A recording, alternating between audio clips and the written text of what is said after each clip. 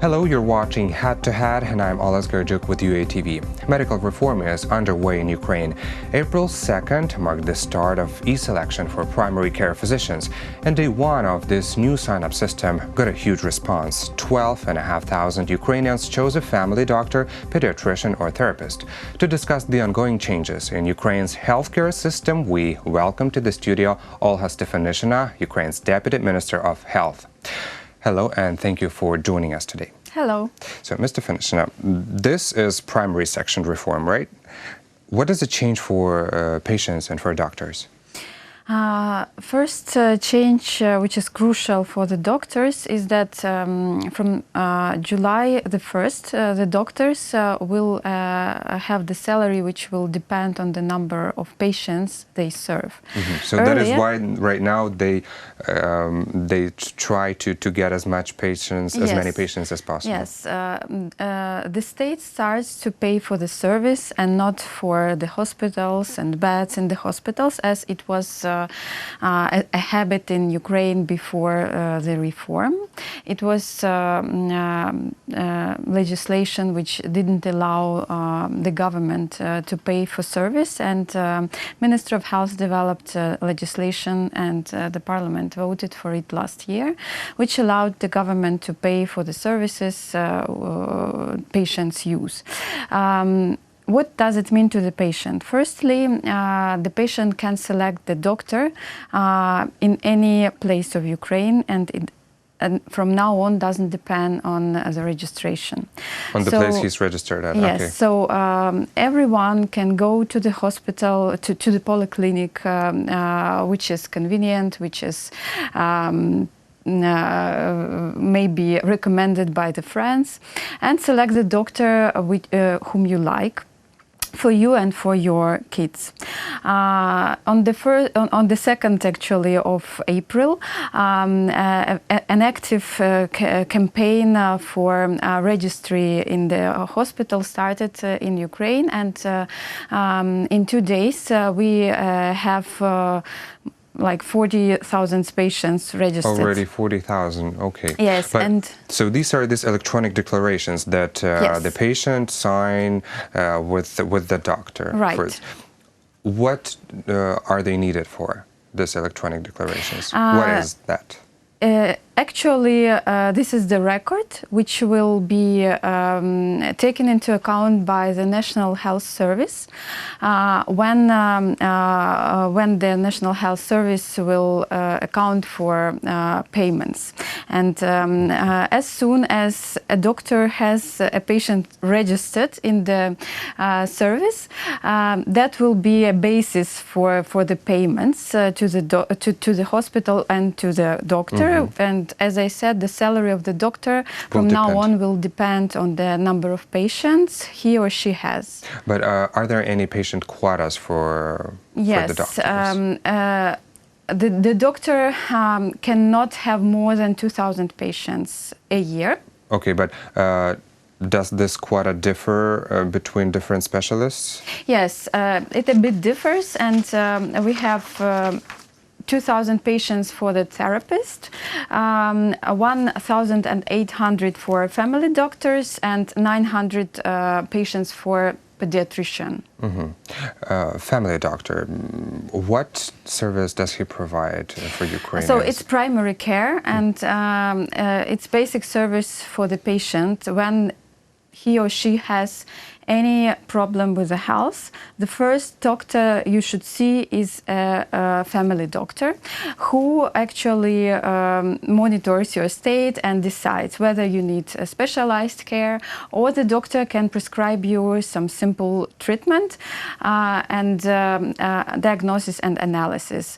Some basic blood tests, some pressure and some cardiovascular tests, so that the patient can receive that basic care immediately. And as soon as the patient needs some more care and specialized care, then the doctor should readdress the patient to the secondary care specialists. What if the patient discovers that he or she doesn't like the service of some certain doctor? It's possible to change the doctor. So, okay. And, so they abolished this, they nullified this declaration, and yes. The patient is able to sign a new declaration with another doctor. Yes. Okay, so right. this is going to be a simple process. Yes. Okay, but how to submit this declaration and what information does it include? It's very simple. The patient only has to take a passport and ID and the telephone, actually, because it's electronic, and you should go to the doctor. Give him or her this information. The doctor puts all the necessary basic data about you into the declaration, and then it's printed out, you sign it, and the doctor activates it in the system. Mm-hmm. Speaking of this patient quotas, what atmosphere and what situation does it create for the country areas? Are there going to be enough doctors for everyone? We have a pretty big amount of doctors in Ukraine, and the level of expertise will be defined by the patients, actually. So we predict that the patients will select those doctors which are friendly, which are professional, and which will be quite knowledgeable in treatment protocols. It's very important to test the doctor in some simple questions, like what is the attitude of the doctor to vaccination? What is the proper answer? The proper answer is that the doctor should motivate patients. People to get vaccinated. Yes, because we have very low level of vaccination in the country, and it actually shows if the doctor is a right professional for you. Secondly,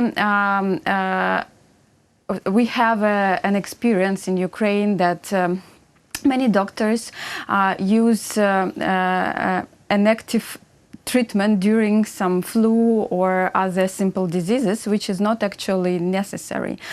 So as soon as you see that your doctor is prescribing you some antibiotics without a reason, or some other unnecessary drugs when you have a flu, because you have to drink some hot tea and just have rest during a simple flu, then it's not also a right doctor to select to. And thirdly is a homeopathy treatment, which is also the treatment which is not proved to be effective. And as soon as you see that your doctor is very active in homeopathy, Ministry of Health also doesn't recommend to select those doctors. Okay. Thank you for these recommendations. You say that there are pretty much enough doctors in Ukraine. There are many. The statistics show that there are many doctors in Ukraine.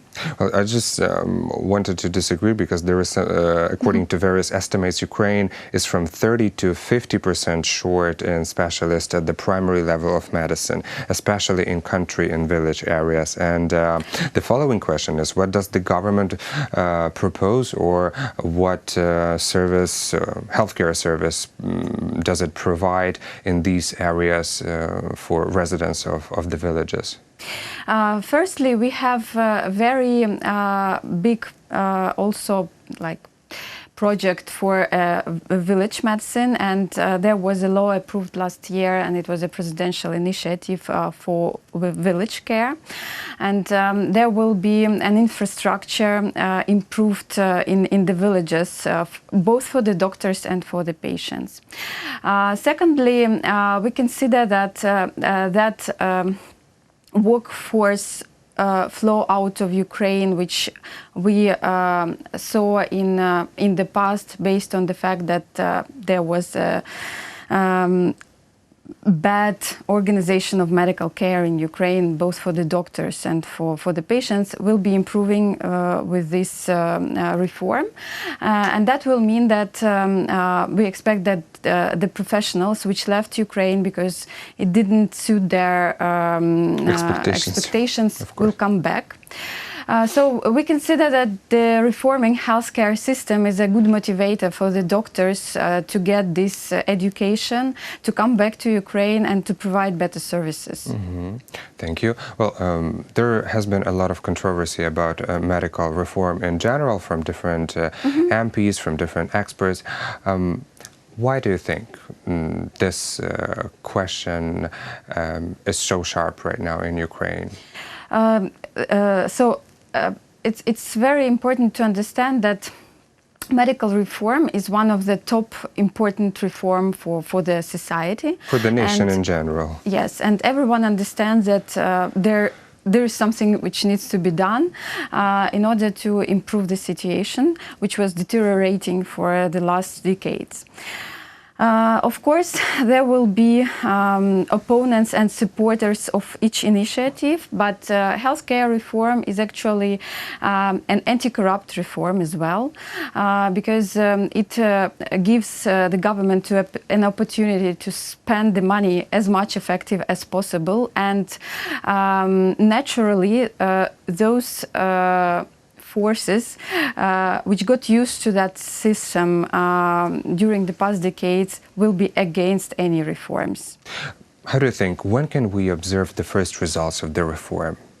So people can, some critics can change their mind. I called to my polyclinics today and asked if I can come and select my doctor, and there was a very friendly invitation to come and to see the board and select the doctor, where there is a description of each doctor, and the patient can choose and talk to the doctor. So I think that we observe it today, and I, as a patient as well, can see it already today. But we need at least 3 years to have it enforced both on primary, secondary and tertiary care, so that not only patients who come to the polyclinics already feel different attitude, but also have as much effective treatment on other levels of the medical care. So as far as I understand, Ministry of Health is developing some kind of competition between the hospitals. Yes, so that's not a Ministry of Health, that's a reform, and the rule which we introduced this year. Well, let's see how things will develop, and thank you so much for this conversation. Thank you. That was Olha Stefanyshyn, Ukraine's Deputy Minister of Health. Thank you for watching Head to Head, and stay with UATV.